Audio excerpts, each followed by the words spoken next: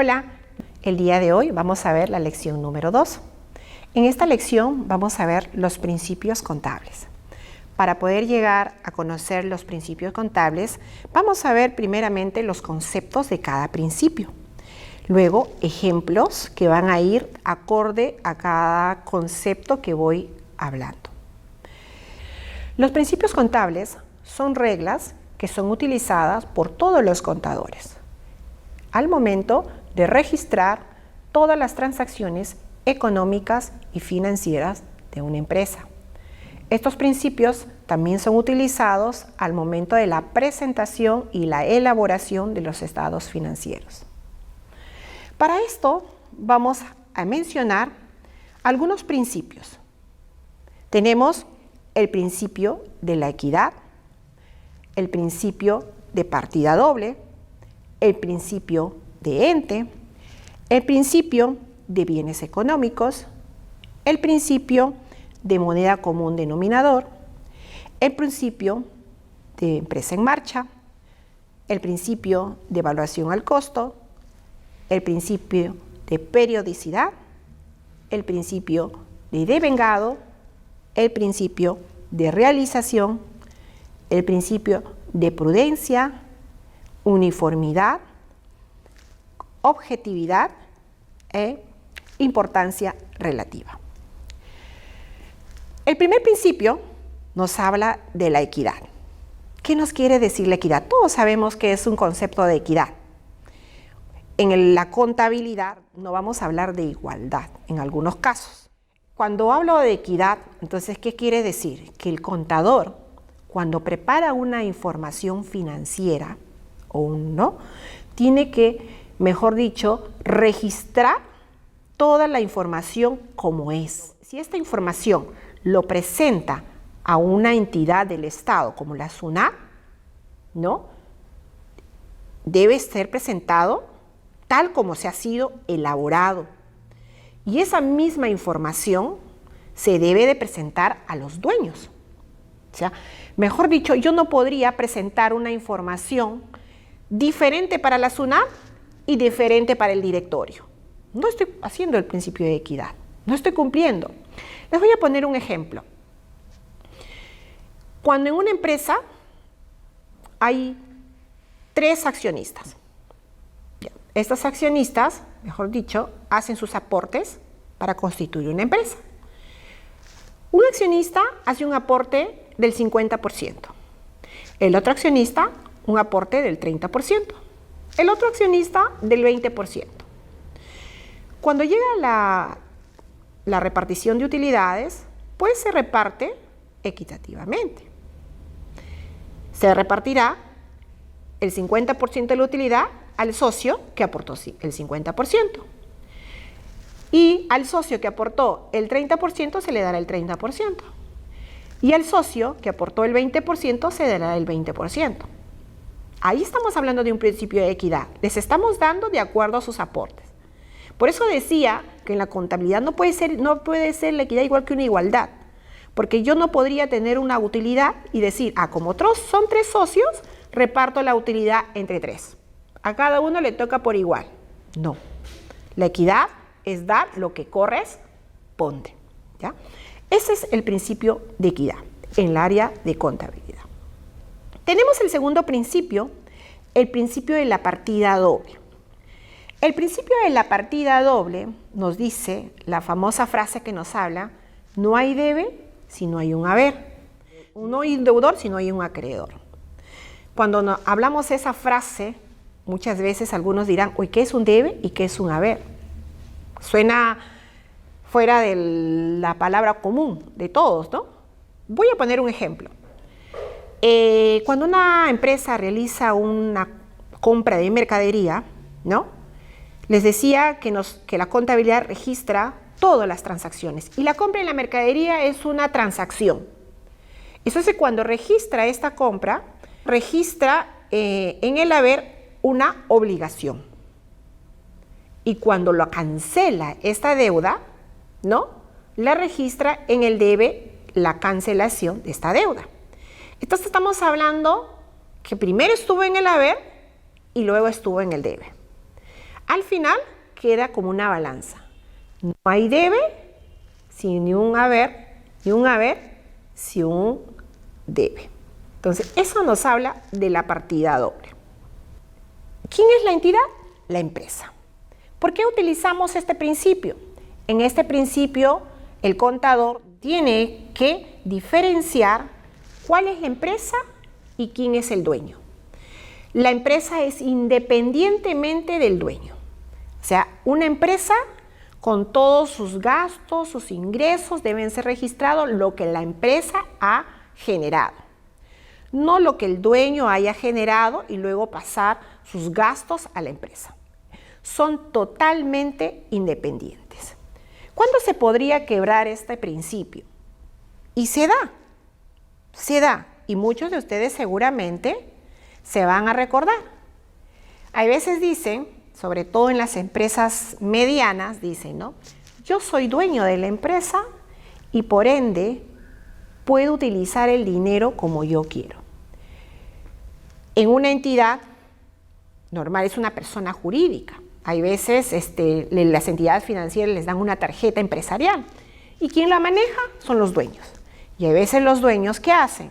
Agárranla cuando quieren ir a comprar cosas personales, agarran la tarjeta de la empresa, la pasan y luego piden factura a nombre de la empresa y pretenden que esa factura que han utilizado de manera personal ingrese como gastos para la empresa. Si el contador realiza eso, no está cumpliendo el principio de entidad, porque el principio de entidad dice que los accionistas y la empresa son totalmente diferentes. El otro principio que hablamos es los bienes económicos. En este principio tenemos que ver cuáles son los bienes que tiene la empresa. Una empresa puede tener bienes materiales o inmateriales, o tangibles o intangibles. Se refiere al bien económico que tiene la empresa. Normalmente, una empresa cuando termina el periodo tiene bienes económicos. ¿Cuáles son? Puede ser de repente un disponible de dinero, puede ser una cuenta por cobrar, puede ser una mercadería en el almacén y sus activos que tiene la empresa.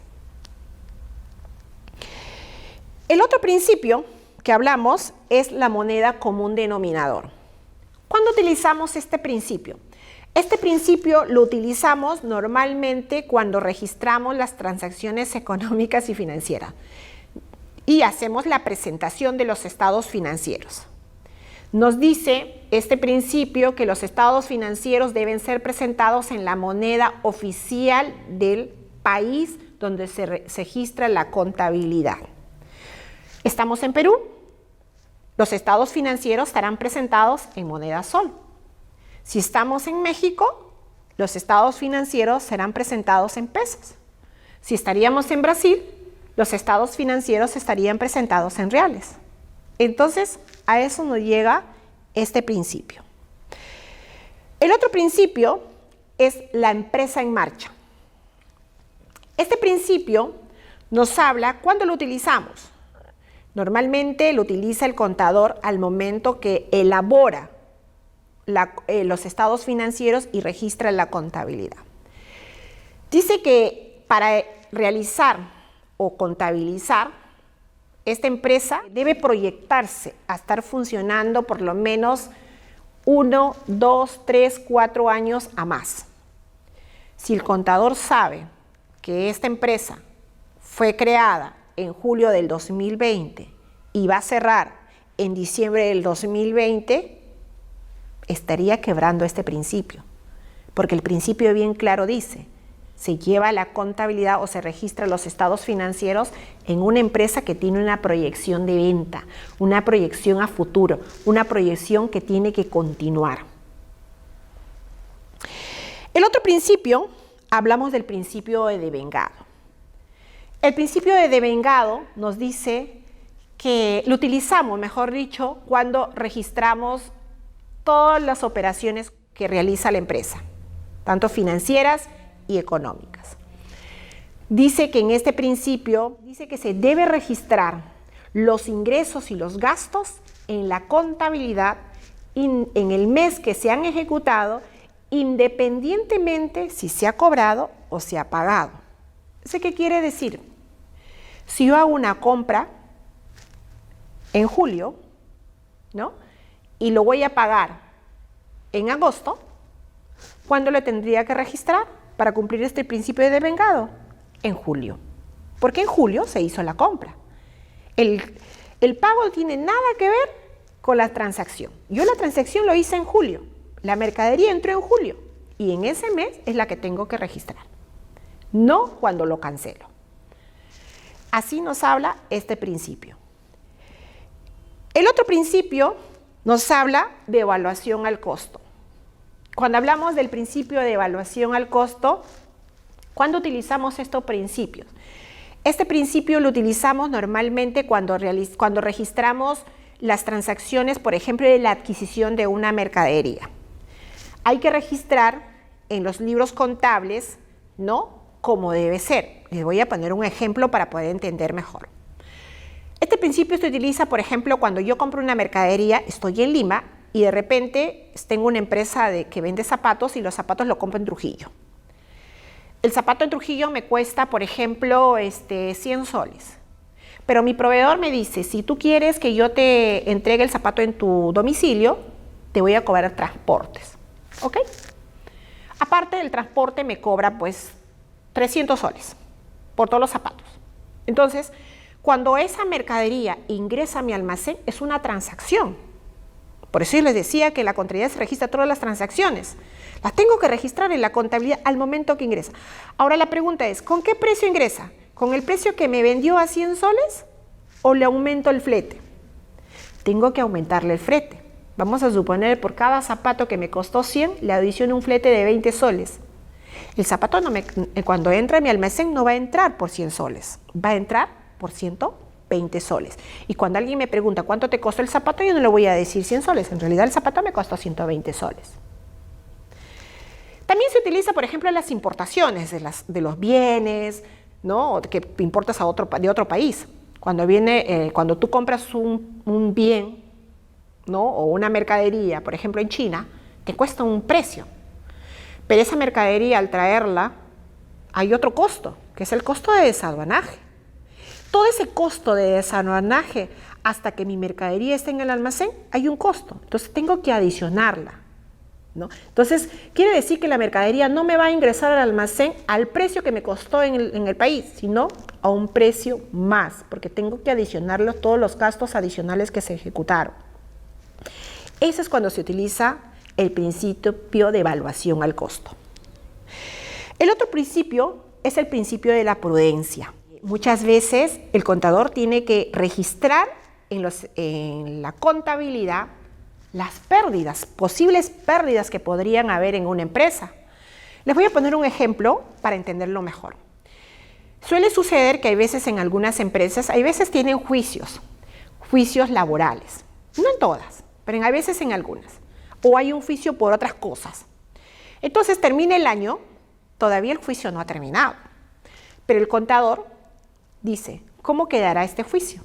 Pero el contador ya sabe, por lo que ha hecho o por lo que ha realizado, de repente ya sabe que ha ejecutado mal la liquidación o de repente conoce que de una manera u otra va a perder el juicio, que lo va a perder recién el siguiente año porque el siguiente año va a dar la sentencia, pero ¿cuándo se originó el juicio? En este año. Entonces el contador debe ser prudente, debe de registrar esa pérdida, porque sí o sí lo va a perder, porque ya lo sabe. Entonces, a eso se refiere un ejemplo, el principio de prudencia. El otro principio de la uniformidad.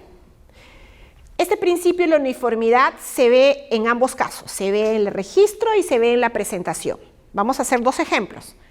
En la presentación nos dice que la presentación de los estados financieros no deben variar, no deben cambiarse, siempre deben ser iguales de un periodo a otro, para poder analizarlas y poder hacer comparaciones, ¿no? O sea, yo no puedo decir, en el 2019 mi presentación de mis estados financieros muy acorde a las normas internacionales, pero yo quiero ponerlo de esta forma, ¿ok? No, en el 2020 vino otro contador y dice, no, a mí me parece que esto no, aquí la quiero ver. No hay uniformidad, tiene que haber uniformidad. El otro ejemplo que les puedo dar es el ejemplo, por ejemplo, cuando registramos los gastos. El principio de la uniformidad es muy común en esta parte. Estamos en una empresa que tiene un departamento de ventas. El departamento de ventas, terminado el mes, el gerente de ventas decide darle bono a un vendedor. Son 5 vendedores, no son uno. Son 5 vendedores, pero de las cuales solo a uno le da un bono. Cuando llega esta información al área de contabilidad, contabilidad lo primero que tiene que preguntar es ¿a quién le dieron el bono? A tal persona, ¿ok? Entonces le dice al gerente de ventas, este bono que le has entregado al joven no va a ser gasto. No la voy a poder registrar como gasto en la contabilidad. Y le va a preguntar ¿por qué? Porque dice que no cumple el principio de uniformidad. Porque el principio de uniformidad nos dice que para que este gasto se considere en la contabilidad, tiene que haber dado bono a los 5 vendedores. Tiene que haber principio de igualdad. O sea, quiere decir, si a un gerente yo decido darle un bono, debo de darlo a todos los gerentes. Entonces, tiene que cumplirse este principio. El otro principio es de la objetividad.